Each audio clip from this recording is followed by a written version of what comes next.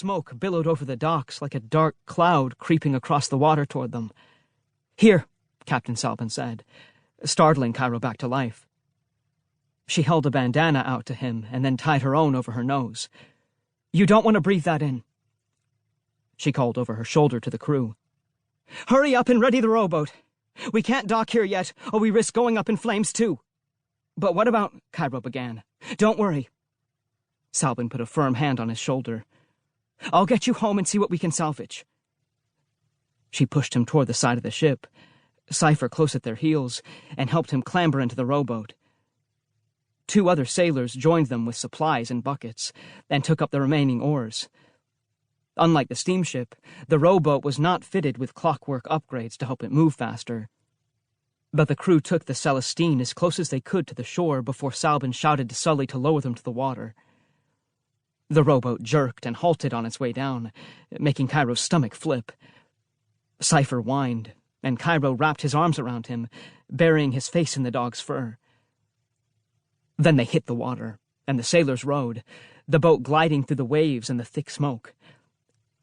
Kyro's eyes burned, and he was grateful for Salbin's quick thinking with the bandana. The trip would have been 100 times worse without it. It was hard to see, but the sailors knew their route well. The boat bumped against the dock much faster than Kyro had dared to hope. Salbin helped him out of the boat, and he set Cypher on the dock beside him. "Stay close," he whispered to his dog.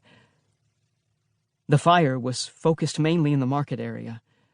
Villagers ran to and fro, desperately trying to extinguish the buildings that had been set alight. "Andra." Kyro's feet had begun to move when Salbin pulled him back. "Where do you think you're going without a bucket? Do you expect to put out the fire just by telling it to behave?" The captain shoved a bucket into his hands. "Here, fill this up." The other sailors were dipping their buckets in the ocean, then heaving them up. Kyro followed suit and soon trailed the others as they rushed into the marketplace. Chaos reigned, along with light and heat and smoke. It was disorienting. Kyro might very well have gotten lost if not for Salbin once again pointing him in the right direction. "See that building over there?" She gestured to the butcher's shop. "Let's work on that first. It's on the edges of the fire. We have to beat this back."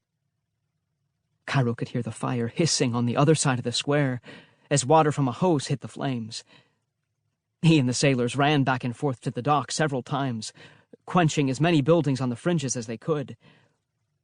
The fire finally sputtered out, meeting its end from the suffocating hose.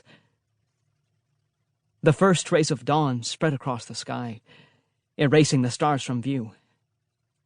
Kyro had seen the dawn many, many times, of course, but this time it felt different, like he wasn't sure how many of those stars would remain when night fell again. Behind them on the docks, the Celestine was moored, groaning and creaking and drawing attention. When the villagers saw Kyro, murmurs and scowls filled the crowd. A familiar figure burst through the ranks, hurling himself at Kyro before he had a chance to react. Bowden, red-faced and livid, yanked Kyro off the ground by the collar of his shirt. Cypher barked and tugged at the hem of Kyro's pants, but Bowden didn't seem to notice. "You," Bowden sputtered. "This is all your fault. This is your doing.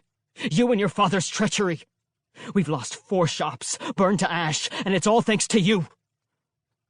Kyro's mouth hung slack in shock as Bowden shook him.